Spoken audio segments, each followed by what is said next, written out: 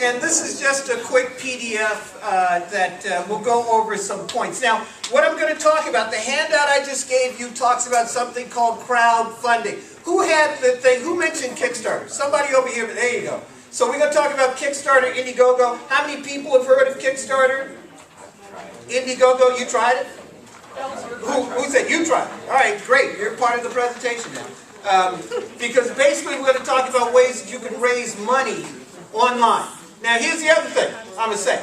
Since I'm from DC and since I went to Anacostia, I'm going to say some controversial stuff leading up to that, okay? Especially for you guys. How many people here are from DC? From born and raised Washington, D.C.? Born and raised Washington, D.C. There you go. That's what I'm talking about. You're from Metro Station away. The reason I'm going to say some controversial stuff is because it's going to be increasingly difficult for you all to remain in Washington, D.C. given the income disparities and the differences in occupational habits that we are seeing. So you have to be aware of that right now. And you have to work very, very hard. Right? You have it much harder than I have. I'm sorry. You have it much harder. Move to Richmond anyway. You can move to Richmond. That's an option. Richmond is an option, but I would encourage you to stay in Washington, D.C. Why? Because the federal government is here. It's not going anywhere. And the federal government is particularly important as the economy develops in the future. Because of the energy side, energy prices are going up long term, right? By the time you're my age, a gallon of gas will cost you $20. Right? Probably.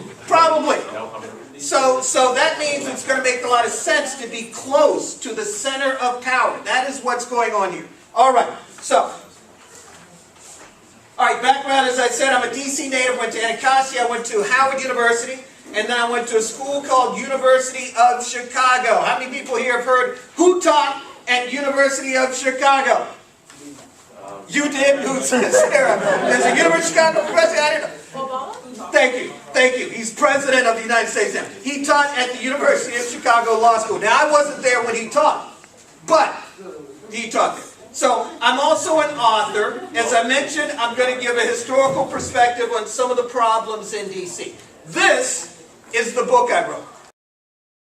It's on the back of the handout, right? It's on Amazon. It was the first book on crowdfunding. Now, part of the deal is that in 2006, I actually went to the DC government with a proposal for what became crowdfunding, to put stock exchanges in communities in Washington, D.C., in Anacostia. In far northeast. Neighborhood DC didn't accept my proposal. I'll have more to say about that later. I told y'all. All right. Now, writing a book, what does that do for you? Who's this guy? Shaq. This is Shaq over at Georgetown University.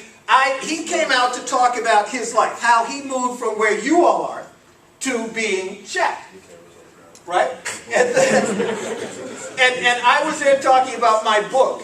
And he was kind enough to shake. He's a funny guy. What you all have to do, and this is one of the reasons why it's more difficult for you all, you have a burden of competence.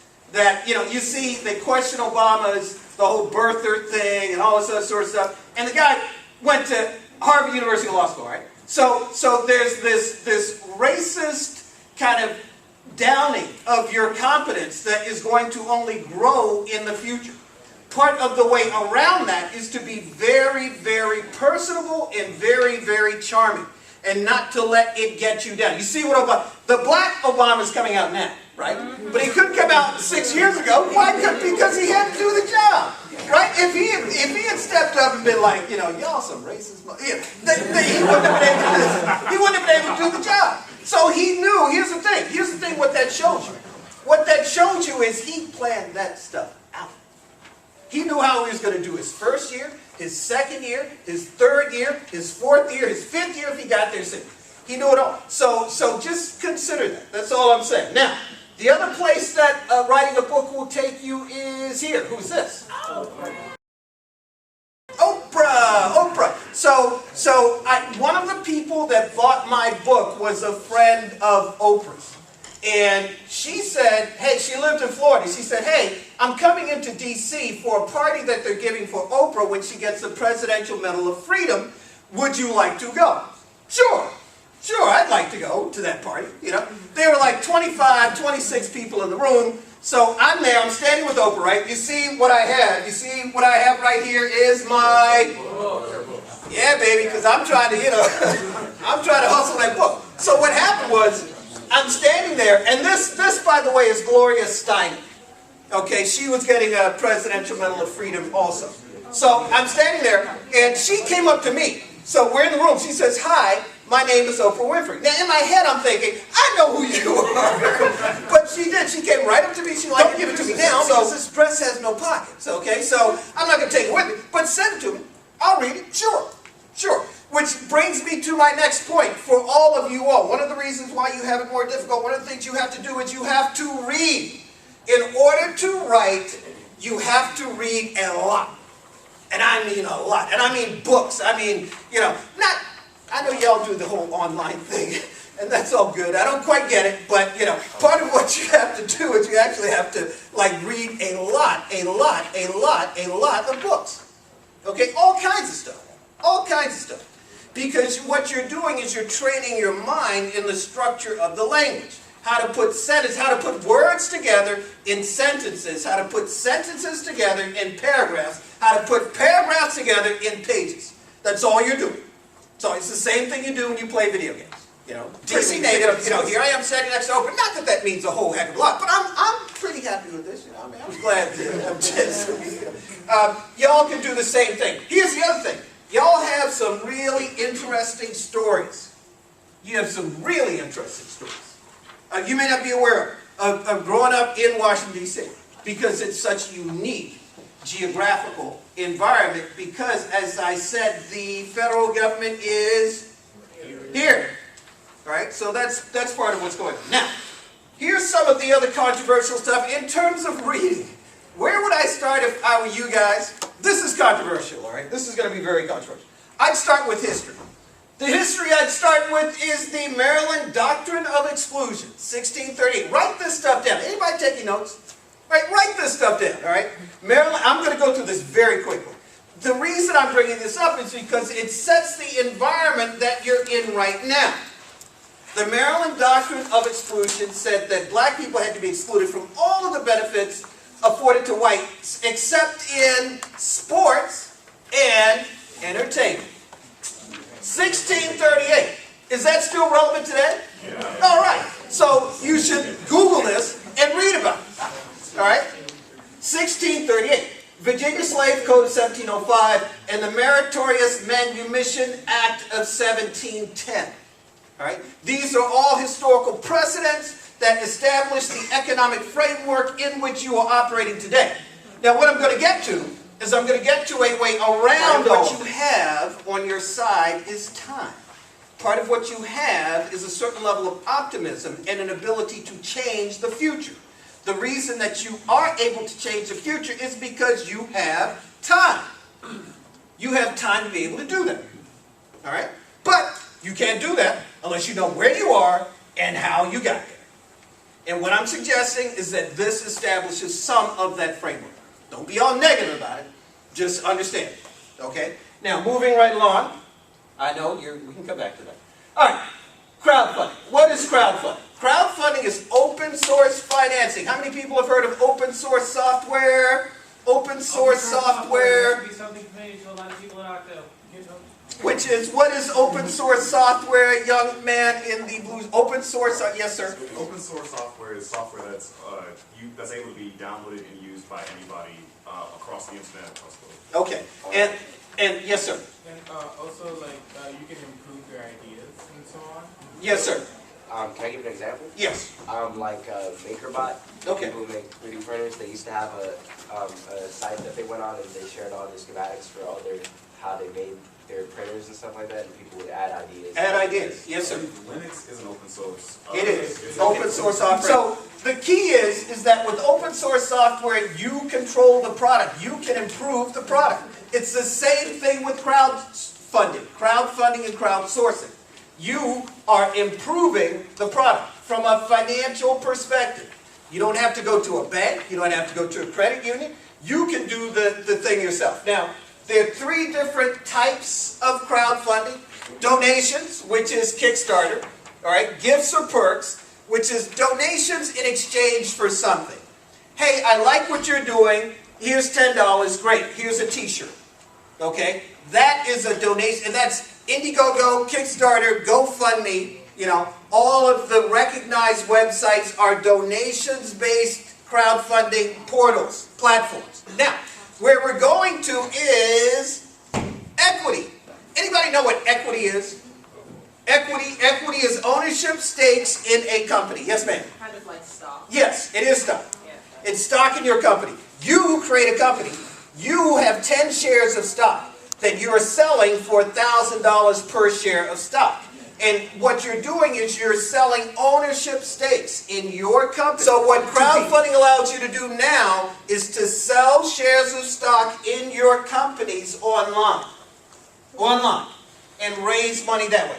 DC has a crowdfunding law that allows you to raise up to $2 million. $2 million for your companies selling shares of stock online. For companies based, founded, registered in the District. And there are a bunch of equity crowdfunding platforms that you can use. Not Kickstarter, not Indiegogo. Those aren't equity-based platforms. We said those were donation or gifts or perk type platforms. That's why this is in red, because this is so important. So if you look up the DC Equity Crowdfunding Law, it will explain how this works. It's a key tool for you guys. So you don't have to go to a bank. You don't have to worry about your credit record. What you have to worry about is the quality of your idea and your network. All right? Are there people out there that like you enough that will invest $1,000 in what you're doing? I think there are. I think there are. Here's the other thing that we're finding with respect to crowdfunding. So one of the things we've done is we've done all the research on crowdfunding. Now, here is the prototypical crowdfunding campaign. How many people have heard of this? The Pebble Watch, Pebble Watch, Pebble Watch. All right. So this is a watch that syncs into your iPhone. That's all it is. All right? But it came out in 2012. May of 2012. You can't see this. They raised $10,266,845 online from 68,929 people. Now what they were doing is they were buying the watch or a t-shirt. You know, donate $10, get a t-shirt. You know, the watch costs $100. And you can get 10 watches for like $900 or something like that. All right? So it worked very well. Yes, sir? They went over 2 million. What happens? Great question. Great question. All right. This is a Kickstarter crowdfunding donations-based campaign. This is not equity. All you're doing here is you're buying this Pebble Watch. You're buying the Pebble Watch in advance. With the $2 million is a limit for DC-based equity crowdfunding campaigns where you are selling an ownership stake in the company. If they were selling an ownership stake in the Pebble Watch company in DC, they would have been limited to $2 million. For donations-based crowdfunding, the limit is infinity. That's right. So this is crowdfunding. Now, this is not typical. You're not going to raise $10 million. Hate to be the one to break it to you. You know, maybe one of you guys would. I would hope that you would. I would hope that you would try. I would hope that you would try. I hope that somebody in this room would come up with a product like this and say, I'm going okay. Yes, ma'am. I have a question. So you donate how much you want, like $5, or you donate $100 so you can get a watch once they make it? There is a schedule of what you donate that's embedded in the crowdfunding campaign. In this case, the watch was $100. But they had a way where you could donate $5 and get a t-shirt. So I'm donating to get a t-shirt? Yeah, for this crowd because you like the idea so much. You like the product so much. You like these guys so much that you just want to push it forward. But who does that? There are people who do. This young man in the back, when the young lady said, hey, who in the room would give me $20? He said, I got 20 for you. Well, I said I would give her $20 because I wanted to be helpful. Like, maybe she's suffering. I don't know. So there you go. There you go. You just answered your own question. The young man here is exactly right. You like his people stay with me for a second because this is an important point. You like this idea so much. You like this product so much. There are watch people. There are watch communities, it turns out, of people who are like really into watches, right? And there are communities of people that are really into computer games, and really into cups, and really into bags. I mean, there's all kinds of crazy stuff out there. And they see your crowdfunding campaign, and they say, hey, I like that, and I'm going to support it. Yes, sir. How do you think they fared after the Apple Watch came out? Do you think people wanted to get the Apple Watch? Great question, great question. So what's going on there? This came out in 2012. Apple Watch came out in 2015. Yeah. This is why the Apple Watch came out. These guys created the category. All right? So that's one reason why it works so well. They invented the smartwatch category. Before these guys, it didn't exist. Okay. Hang on. Yes, sir? Oh, yeah, did they not patent it? Great question. No. There's certain aspects of your products that you want to patent. Here's intellectual property in 3 easy steps. Crowdfunding, copywriting, trademark, and patenting.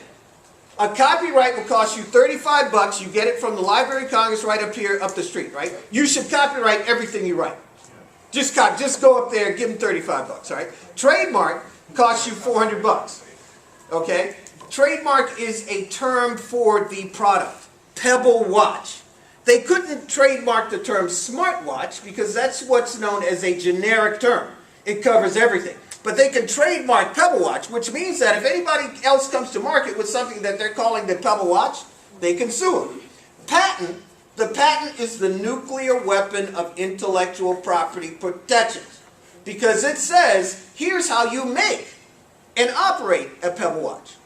And nobody else, unless they pay you money, can use exactly those same steps to create that product.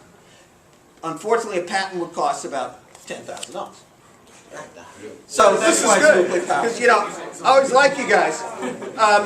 The question was about the international ability to protect intellectual property with a patent. There is something called a domestic patent register and an international patent register, and they are different. That's correct. But there are patent lawyers who will help you walk through that sort of stuff. Am I getting pretty close? We're ready to go. All right, very good.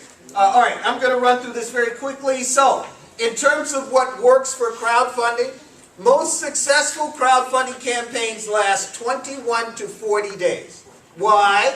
You don't want it to be too short, because people say, well, what's going on here? It's too fraudulent. You don't want it to last too long, because people say, I like that idea, I'm going to get back to you, and they never do. Okay?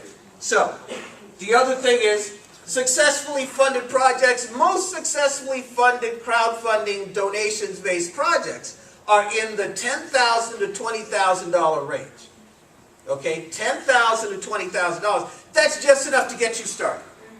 All right? That's the reason why you want to do that. That's just enough to get you started to prove your product. And you might get lucky. You might get into the $100,000 to $999,000 range, but probably not. Let's see. All right. So one of the guys that first mentioned crowdfunding was Martin Luther King.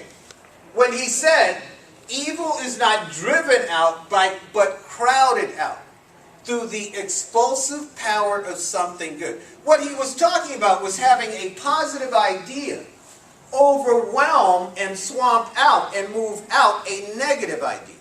A positive idea about human values and the ability of certain people to participate in a culture, which crowded out the narrow negative idea that people should be excluded based on the color of their skin. It's the same thing with crowdfunding. Same thing with crowdfunding. You have these powerful ideas, these powerful products that are coming on stream and that are crowding out, moving out of the way, inferior products. So that's what's going on here. So I think we've come to the end of the road here. Any other last questions? And thank you guys for participating, by the way. I love the fact that you guys did. Thank you.